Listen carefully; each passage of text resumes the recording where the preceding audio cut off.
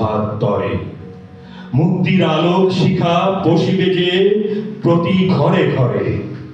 সেই শুভ দিন লাগি পথচারী জাগে, জননী ভগিনী বধূ বিধাতার আশীর্বাদ মাগে।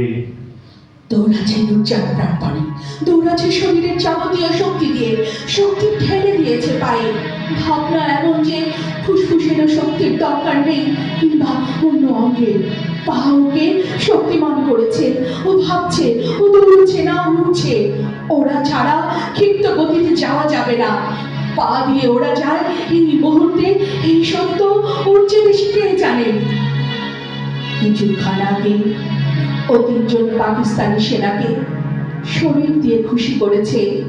তীব্র কষ্ট বুকে চেপে রেখে ওদের চকচকে মুখ দেখেছে, আর ভেবেছে এটাই যুদ্ধক্ষেত্র। অস্ত্র দিয়ে নয়, নিজের শরীর দিয়ে উদ্ভাবন করতে চায় যুদ্ধের কৌশল। ও দৌড়ানোর গতি কমে না।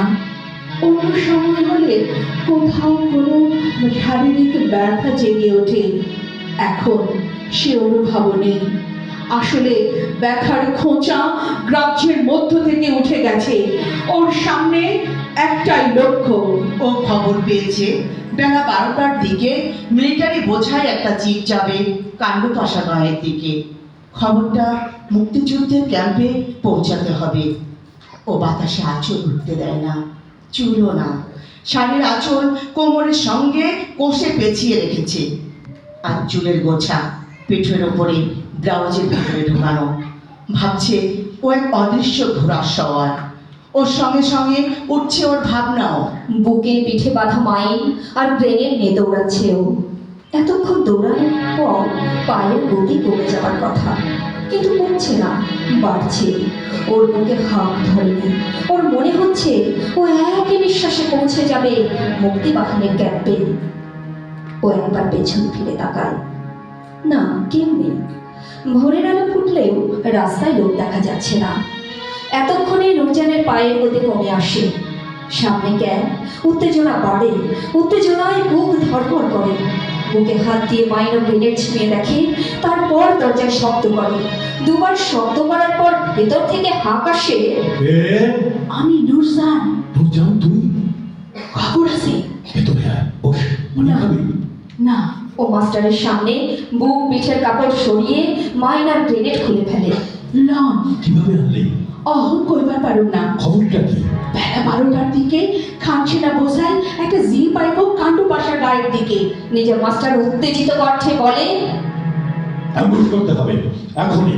আশেপাশের কয়েকজন ছেলে এসে দাঁড়িয়েছে। প্রত্যেকে বলে, আমি যাবো, আমি যাবো, আমি যাবো। আবার ছুটছে নুরজান। এবার সঙ্গে 5 জন মুক্তিযোদ্ধা। এঁকে বেঁকে গাছের আড়ালে, ছোপের আড়ালে নিজেদের গা বাঁচিয়ে ছুটতে হচ্ছে।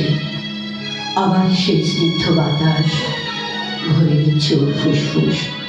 নির্দিষ্ট স্থানে পৌঁছে দ্রুত হাতে রাস্তায় মাইল পুঁতে ওরা। কাঁচা জায়গার উপর ঘাস বয়ে দেয়। কিছুই বোঝার উপায় নেই। বেচ্ছপের আড়ালে পজিশন নিয়ে বসে ওরা। এক যেন খান সেনাকে ফেরত যেতে দেওয়া হবে না। মুক্তিযোদ্ধাদের সেই অবস্থায় রেখে নুরজান ফিরে যেতে থাকে ক্যাম্পে। পথে একটা পুকুরে নেমে গোসল করে। ভেজা শাড়ি লেপটে থাকে গায়ে। ব্লাউজটা খুলে নেয়, পিঠের উদম গায়ে রোদ লাগায়। ওরা বেয়নেটের খোঁচা দিয়েছিল পিঠে, দাঁত কিরমির করে ওঠে। আর কতদিন লাগবে স্বাধীন হতে?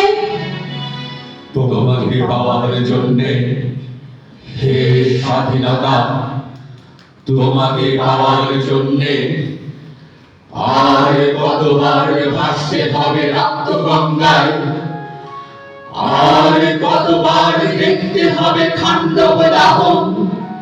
এই উপমহাদেশের স্বাধীনতা ও মুক্তিপ্রিয় মানুষের ইতিহাস সংগ্রামের ইতিহাস। স্বাধীনতা সংগ্রামে বীরত্বপূর্ণ ভূমিকা ছিল নর নারী নির্বিশেষে এদেশের মানুষের।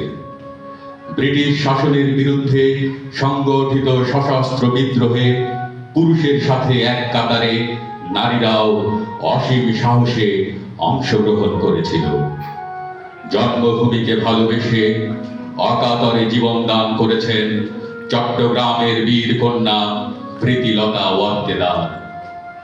1971 সনে বাংলাদেশের স্বাধীনতা যুদ্ধে আত্মাহুতি দেয়া প্রীতিলতা কতজন? বীর কিশোরী রোশেনা বেগম,